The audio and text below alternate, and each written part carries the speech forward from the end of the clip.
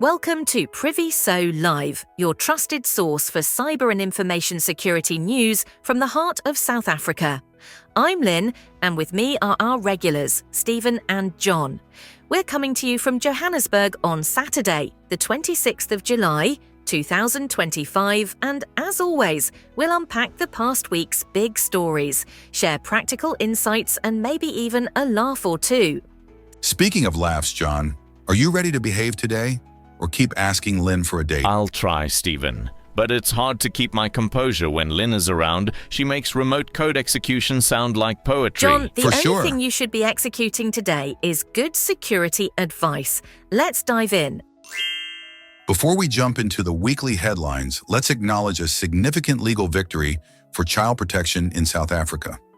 As reported by Business Live, on the 18th of July, 2025, following a week of urgent litigation, the Johannesburg High Court ordered Meta Platforms, owner of Instagram, and WhatsApp LLC to hand over names, addresses, phone numbers, and IP addresses of the people behind anonymous accounts that posted graphic child sexual abuse images. The court also ordered Meta to remove 12 WhatsApp channels and 58 Instagram accounts that were sharing illegal content, and to act within 48 hours whenever similar content is reported. In the hearing, the digital law company's Emma Sadler described how the profiles posted graphic pornography and personal data, including allegations about children's health and identifying their schools. The order was made by agreement after a settlement was reached. Earlier in the week, the court had already ordered the immediate removal of 6 WhatsApp channels and 30 Instagram profiles and required Meta to disable the person behind the accounts and hand over identifying information. Sadler said this case sets a critical precedent, the first time in SA legal history that a tech giant has agreed to such terms. Wouldn't it be wonderful if the Epstein list could be accessed this easily? For information security practitioners, this underscores that cybercrime and harmful content are not just technical issues. There is a legal imperative to act swiftly and collaborate with law enforcement. If you encounter child exploitation material, report it immediately. Now, a slightly different topic. Trump's tariffs kick in on the 1st of August, leading us to wonder whether there would be an effect on the South African information security industry and practitioners. It seems evident that there will be job losses in the country, which inevitably increases the risk of fraud and hacking. But would there be a more direct economic impact? John? The evidence available in public reporting suggests that Donald Trump's tariffs are aimed at goods trade rather than the technology or information security sectors. A White House fact sheet released on July 7, 2025, says Trump's reciprocal tariffs will take effect on August 1, 2025, and lists South Africa among the countries that will face a 30% tariff rate. Reuters notes that the South African Reserve Bank governor warned that a 30% tariff on South African exports could cause about 100,000 job losses, with agriculture and automotive sectors hardest hit. He specifically highlighted citrus fruit, table grapes, wines, and car exports, noting that South African car exports to the United States had already slumped more than 80% following earlier tariffs. In short, the announced tariffs focus on agricultural produce and vehicles, not on software or digital services. Because information security services are intangible and largely delivered electronically, they are not subject to U.S. customs duties. The new tariffs, therefore, do not directly target South Africa's information security industry. However, the tariffs could have indirect effects. The central bank warns that the levies could result in tens of thousands of job losses. Any resulting economic slowdown could shrink corporate and public sector budgets, potentially limiting investment in cybersecurity tools and talent. Likewise, technology firms that serve clients in the automotive or agricultural sectors may see reduced demand if those sectors are harmed. Overall, though, there is no evidence that the Trump-era tariffs themselves apply to information security products or services, so any impact on South Africa's cybersecurity industry is likely to be indirect rather than direct. Of course, the headline event this week was a wave of cyber attacks targeting Microsoft's on-premises SharePoint systems. According to iSecurity, more than 400 organizations worldwide have been compromised by attackers exploiting a set of SharePoint vulnerabilities. South Africa was among the worst-hit countries, with victims including a car manufacturer, a university, several local government entities, and the National Treasury.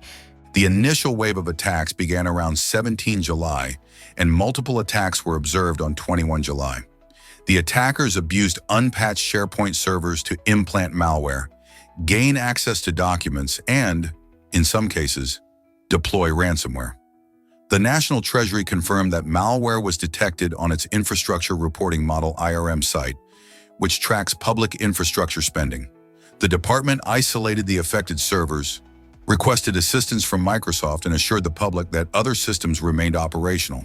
That IRM site processes over 200,000 emails and handles more than 400,000 user connections daily, so the potential impact is huge. Treasury said its ICT team blocks about 5,800 security threats a day, including phishing and malware. iSecurity noted that the compromised organizations included sectors such as government, finance, and manufacturing, and that at least 54 organizations have been compromised so far. The attacks have been linked to Chinese state-linked hacking groups. Microsoft reported that Linen Typhoon and Violet Typhoon have exploited these flaws to steal data, and a third group, Storm 2603, used the same vulnerabilities to deploy ransomware. These APTs bypass multi-factor authentication to gain privileged access and then exfiltrate sensitive data and cryptographic keys. iSecurity and Bitdefender both stress that organizations running on-premises SharePoint need to patch immediately. The vulnerabilities exploited are variants of previously disclosed flaws, but the newly released patches include stronger protections. Microsoft recommends upgrading to supported versions, enabling the Anti-Malware Scan Interface (AMSI) in full mode, and rotating the server machine keys. Let's expand on the technical side. On 21st July, Microsoft released emergency security updates for two critical vulnerabilities affecting on-premises SharePoint: CVE 2025-53770 and CVE 2025-53771. CVE 2025-53770 has a CVSS score of 9.8 and allows remote code execution by deserializing untrusted data. CVE 2025-53771 is less severe but still problematic, enabling attackers to traverse paths and spoof content. Attackers were chaining these vulnerabilities into what researchers call the tool shell exploit chain. By combining the flaws, they gained unauthorized access, exfiltrated data, and maintained persistence. Microsoft emphasized that the updates released on 21st July provide more robust protections than the July security update. iSecurity reported that exploitation began around 18 July and continues to be a serious threat to unpatched servers. For practitioners, the message is clear. Patch promptly and completely. Do not rely on network segmentation alone. The attack surface includes any internet-facing SharePoint server. Rotate your machine keys and restart services after patching. Implement application whitelisting and monitor for unusual PowerShell activity. iSecurity urges organizations to check for signs of compromise even if they plan to patch, because in many cases, the attackers were already inside before patches were applied. Another key point: don't underestimate the importance of privileged identity management. Many organizations still have administrator-level service accounts with weak passwords. Use multi-factor authentication in MFA wherever possible. Limit the number of privileged accounts and regularly audit credentials. And please train users. These campaigns often start with stolen credentials or phishing. Awareness is as important as technology. Remember, patch management is not optional. It's a non-negotiable security baseline. This week also saw a fascinating report from Kaspersky. Their managed detection and response team uncovered a targeted cyber espionage attack against an African government IT organization attributed to APT-41, a Chinese-speaking advanced persistent threat. The attackers aimed to steal credentials, internal documents, source code, and communications. The intrusion probably began via a web server exposed to the internet. The attackers harvested credentials using registry dumping techniques and obtained 2 high-privileged domain accounts, one with admin access to all workstations and another with domain-wide privilege. They used a modified pillager utility, converted into a DLL, to collect browser credentials, source code, emails, Wi-Fi passwords, and software inventories. Another tool, Checkout, scraped browser histories, downloaded files, and credit card information. Raw copy and a DLL version of Mimikatz provided additional credential dumping, while Cobalt Strike and custom web shells delivered command and control traffic through the organization's internal SharePoint server. Dennis Kulik, lead SOC analyst at Kaspersky, explained that the attackers chose SharePoint for command and control because it blended in with normal traffic. Kaspersky recommends continuous monitoring, strict privilege management, deploying endpoint agents, controlling account privileges, and using EDR by XDR platforms. They also urge organizations to consider managed security services for incident response and threat intelligence. This story reminds us that SharePoint servers aren't just for collaboration. They're increasingly being weaponized as covert channels. If your agency or company is running an on-premises SharePoint platform, treat it like a high-value asset. Segment it, monitor it, and patch it regularly. Absolutely. And I'll add, implement zero trust, assume compromise, and design your network so that even if an attacker gains admin credentials, they can't move laterally without encountering segmentation, strong authentication, and logging. On 23 July, the Communications Risk Information Centre, ComRIC, released its inaugural telecommunications sector report. It paints a sobering picture of the cyber threat landscape in South Africa. ComRIC says that infrastructure vandalism, SIM swap fraud, ransomware, insider threats and synthetic identity fraud are not isolated incidents. Together, they form part of a multi-billion rand criminal economy. The report estimates that telecom-related fraud drains about 5.3 billion rand annually from South Africa. Nearly 60% of mobile banking fraud is linked to SIM swap crimes, and phishing remains the most common attack method, costing more than 200 million rand in 2023. Ransomware hit 78% of telecom companies in 2024, and South Africa experiences an average of 3,312 cyber attacks each week. Data breaches cost businesses an average of 53.1 million rand per incident. The report also highlights South Africa's lag in combating SIM box fraud. Other African countries like Ghana and Tanzania have implemented AI-driven tools and strict regulations, while more than 1 million pre-RICA SIM cards were seized locally in 2024 and 2025. ComRIC warns that more robust enforcement and updated laws are needed. On the positive side, telecom operators are making progress. Only 3% of 3,600 SIM swap requests between January and April were fraudulent, demonstrating that stronger authentication is working. Operators have deployed advanced firewalls, AI-driven monitoring, biometric SIM registration, and improved collaboration with law enforcement. ComRIC calls for a national cybersecurity resilience plan that brings together government, business, and civil society. It urges updates to the Regulation of Interception of Communications Act, RICA, to address unregulated over-the-top services and the issue of pre-RICA SIM cards. For practitioners, the report reinforces the need to invest in fraud detection and customer education. SIM swap fraud thrives on social engineering. Criminals trick people into divulging personal data that allows them to port numbers. Implementing stronger identity verification and consumer awareness campaigns is vital.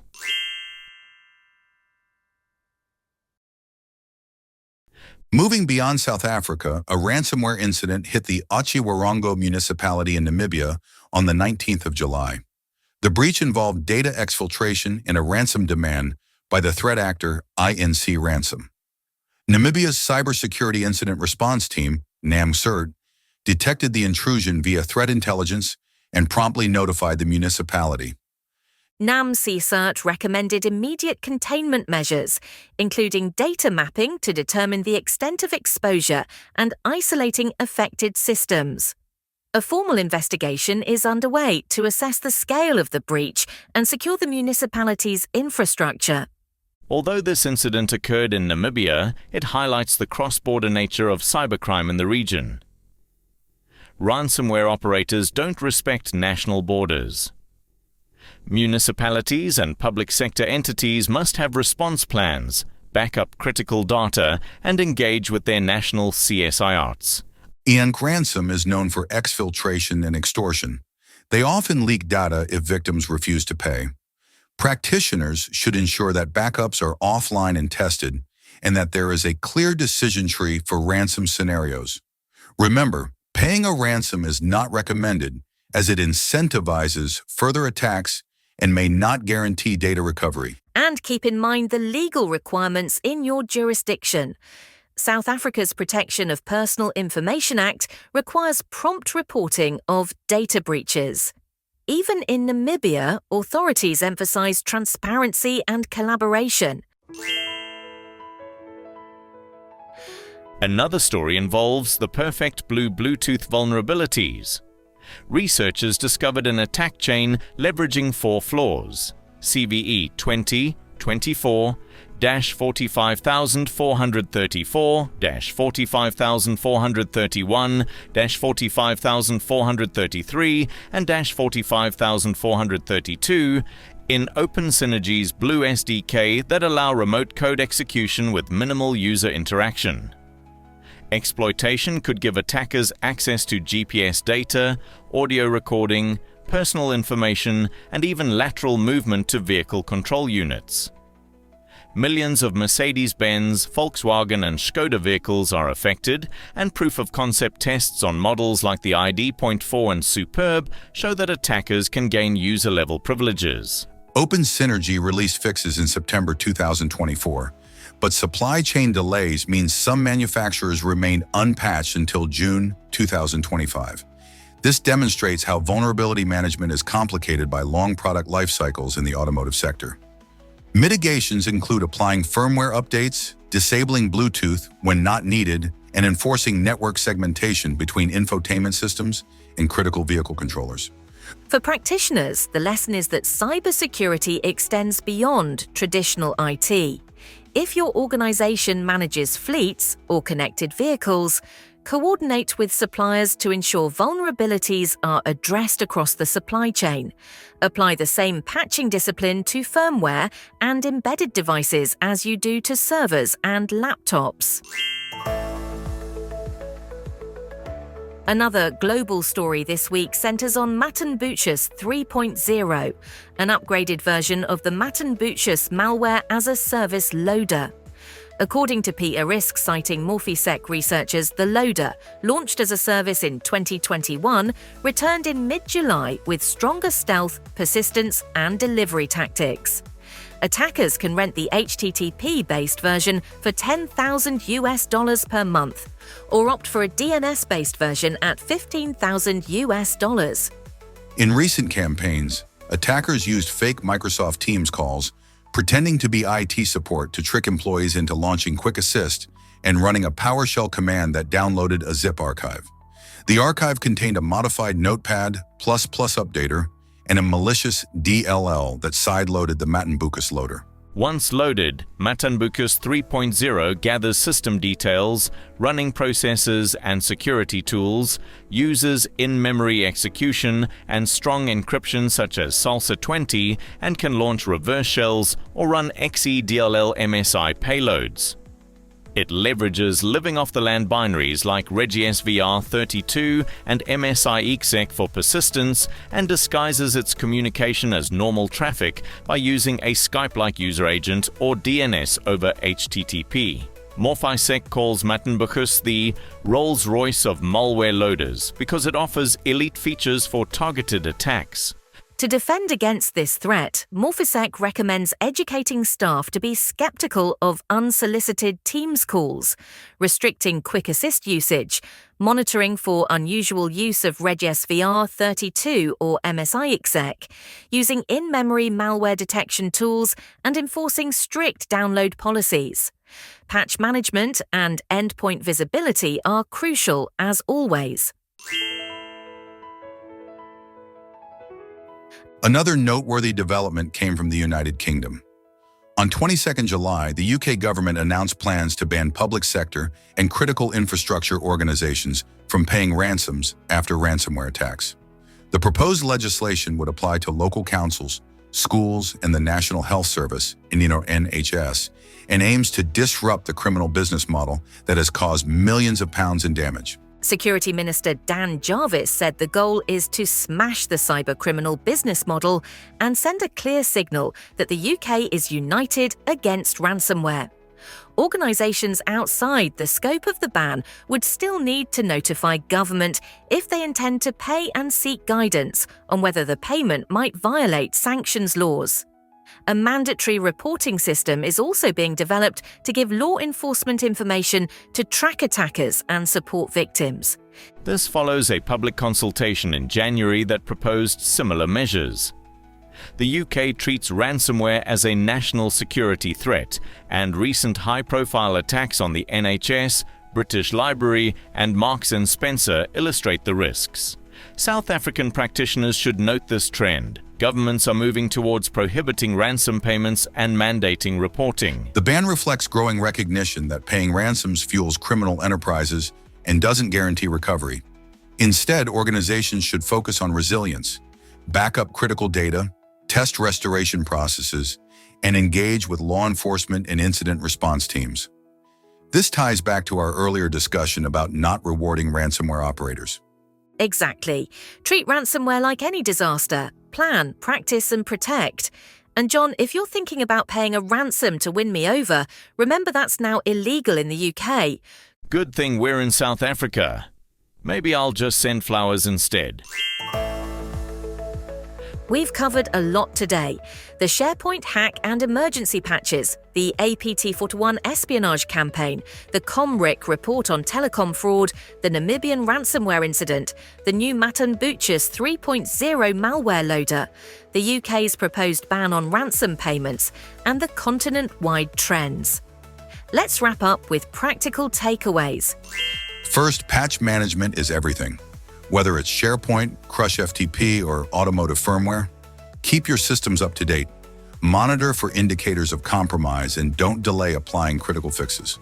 Second, prioritize identity and access management. Enforce strong authentication, least privilege principles, and regular credential audits. Attackers consistently exploit weak credentials or unsecured admin accounts. Also, invest in endpoint detection and response so that intrusions are discovered early. Third, prepare for the human element. Educate users about phishing, SIM swap scams, and social engineering, including more sophisticated ruses like fake teams, calls used to deliver Matenbuchus. Foster a culture where people are comfortable reporting suspicious activity, and, as Comric suggests, support national initiatives to strengthen cybersecurity resilience. Fourth, stay ahead of emerging threats and regulations. Keep staff aware of advanced malware-as-a-service trends such as Matenbuchus 3.0, which uses stealthy in-memory techniques and living-off-the-land binaries. Understand how policy changes, like the UK's proposed ban on ransom payments and mandatory reporting, might influence your incident response plan. Build resilience so you're not forced into paying criminals. Strong backups and coordination with law enforcement are essential. Finally, remember that cybersecurity is a team sport. Engage with CS certs, share threat intelligence, and collaborate across sectors. The threat landscape is dynamic and regional. What happens in Namibia or Kenya today could be at our doorstep tomorrow. Speaking of collaboration, Lynn, Do you think we could collaborate on coffee sometime? John, I appreciate your persistence, but for now, let's collaborate on keeping our listeners secure. That's it for this episode. If you want to hear more of the same, subscribe to Priviso Live on Apple, Samsung, Spotify, iHeartRadio, or YouTube. And if you need security, risk, or ICT legislation advice, contact Priviso Consulting directly at admin@priviso.co.za. Stay safe, everyone.